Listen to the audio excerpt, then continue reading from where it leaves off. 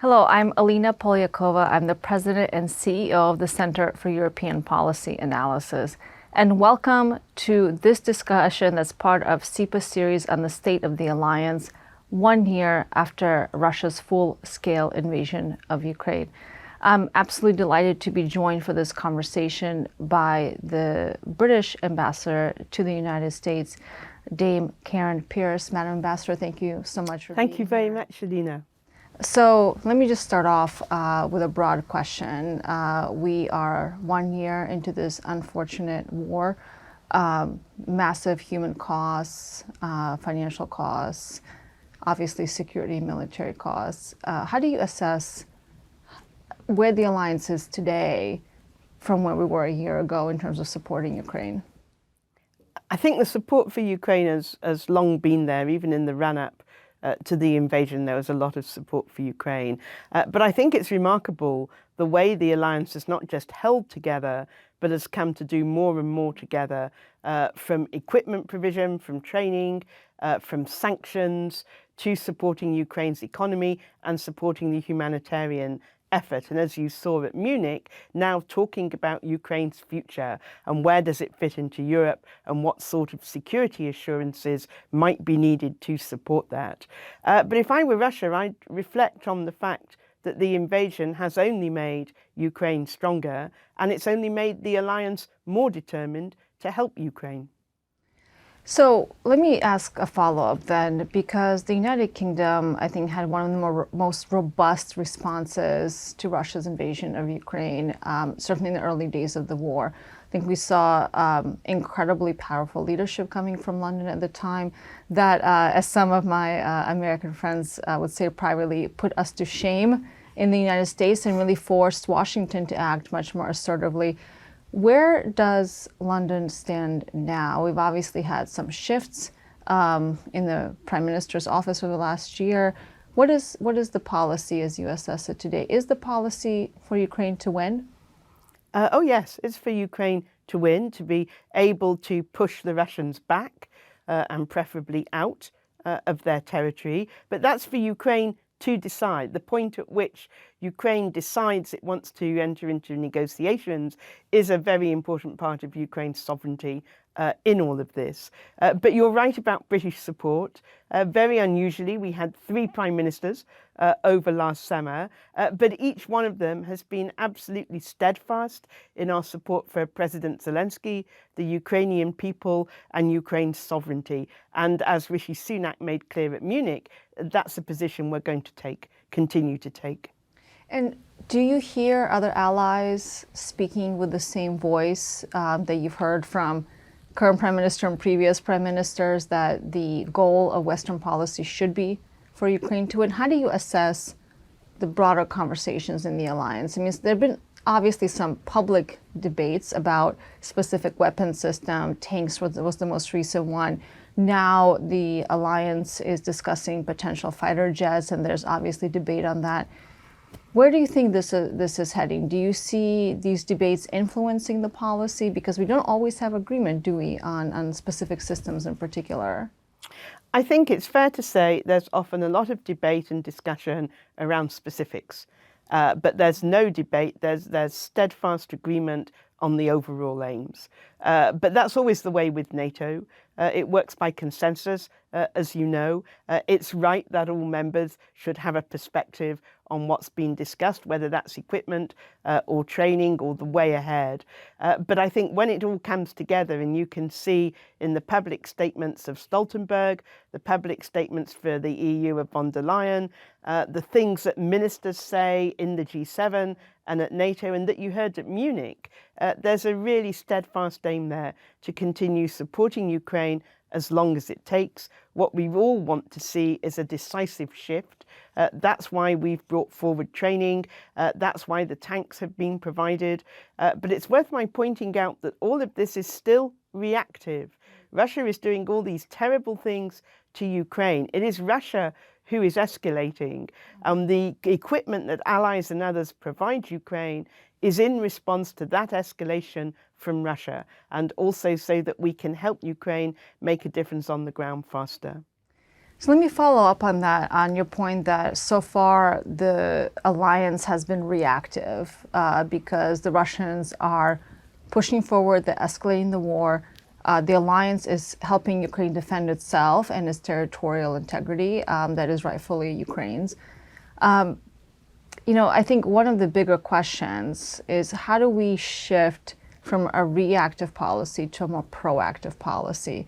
One of the conversations that's happening today is how should the alliance be thinking about Ukraine's long-term security? Obviously, NATO is on the table and I think should remain on the table for Ukraine. But what is your sense of how the conversation on security fits into the discussions we're having in Ukraine's reconstruction? I know the UK will be hosting the next conference on Ukraine's reconstruction and rebuilding. Is security going to be part of that? How do you think about these two threads, the long-term security and the long-term resilience of Ukraine? I think it's a very important part of European security and stability as a whole. Ukraine is by territory the second largest country in Europe. You could say that Russia is the first. So a heavily capable Ukraine is an important part of European security and stability, not just for Ukrainians, but it says something about Europe's collective willingness to defend itself against future Russian aggression. There's also the point that if we get to a peace agreement, and that's for Ukraine to be in the lead on, but were we to get to a peace agreement, you would want Ukraine to be able to have the means to defend itself and defend that peace agreement. I think that's a very important part. Russia should also think about the future. Ukraine will want to fit into European security. As far as economics go, I think there is quite a task there because the EU and NATO and the UK were already helping Ukraine with economic reform before the Russians invaded. Now we've got to help them put the economy back together. It's still obviously a war economy, but there are some underlying issues there that it would be good to address if we can as we go along. So that's the sort of thing the Reconstruction Conference will look at. It's all about restoring Ukraine's sovereignty, giving her a place right at the heart of Europe where she can protect herself and contribute to European stability. One of the issues that also has been coming up on the economic side, there was a study that was released a few weeks ago that showed that 90% of Western companies have not divested their business from Russia, which I think was quite shocking to see that number. What do you think is in the power of the British government, other governments to do to try to encourage the private sector to get on board? And I think see the bigger picture that you're describing, that things aren't going to go back to business as usual with Russia after this, which seems to be that a lot of private sector companies are counting on that. What can governments really do, though, to send the message to the private sector to make sure that it's not just our sanctions that are not being evaded in some way by some of these companies, but that Russian citizens also feel the effects of the war in increasingly most significant ways when they can't access some certain Western goods in their own country? Oh, I think Russian citizens already do feel the effects of the war quite sharply, to be honest. President Putin set out to re-establish the Russian Empire, and all he's succeeded in doing is recreating the Soviet economy of 30 years ago. So I think for ordinary Russians, the effects are being felt. I think the reaction from the private sector, some very big firms after the invasion, when the first wave of sanctions came through from the G7 and others, that was very important. And as I say, it's returned the Russian economy to the parlous state it was in 30 years ago. Governments will go on explaining to the private sector. We will carry on looking together at what further sanctions might be necessary.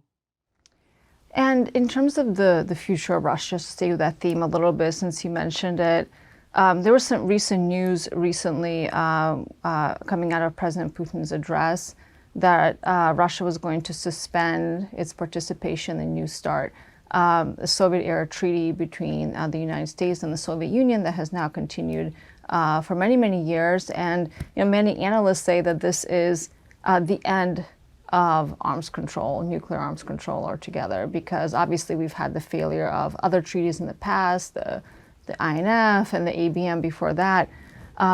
Is this a serious breaking point, you think, in the broader nuclear arms control treaties that are governing nuclear arms across the world? Or is the environment so different now than it was during the Cold War era, where so many other countries have access to nuclear weapons, that perhaps these agreements are less relevant? How do you assess that threat that we have just recently heard based on Russia's decision to suspend New START? Well, I think the word threat is an apposite one. This is President Putin trying to up the ante and put pressure on the West and try and sow divisions in NATO, because there will be some countries who are more worried about this move stepping back. I think it's a very important move. Whether it's decisive or not, I think we have to wait to see. But Russia has broken so many European agreements with its invasion of Ukraine in the first place. In some ways, if they're looking around for other things to do, they obviously look in the nuclear direction. Now that's concerning, but as I say, it may not be decisive, and we have stood up to President Putin's saber-rattling in the past.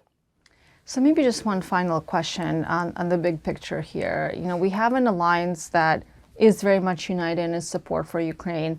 The UK has been a leading voice in making the case for supporting Ukraine.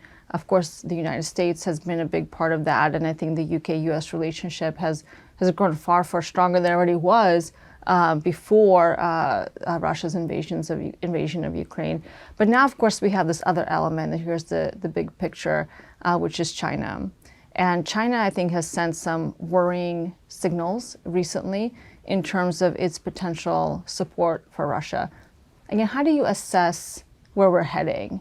You know, with the kind of rhetoric we've been hearing most recently from Chinese officials, what do you think will happen? Will China step into this war off the sidelines where they have been? And then how will we respond as an alliance? Do you think this will be an inflection point for the war if China doesn't take that decision to supply Russia with weapons? How do we, as an alliance, start to prepare for that potential contingency? Well, I think Secretary Blinken took a first step in what he was saying at the weekend at Munich. He then had a conversation with Wang Yi.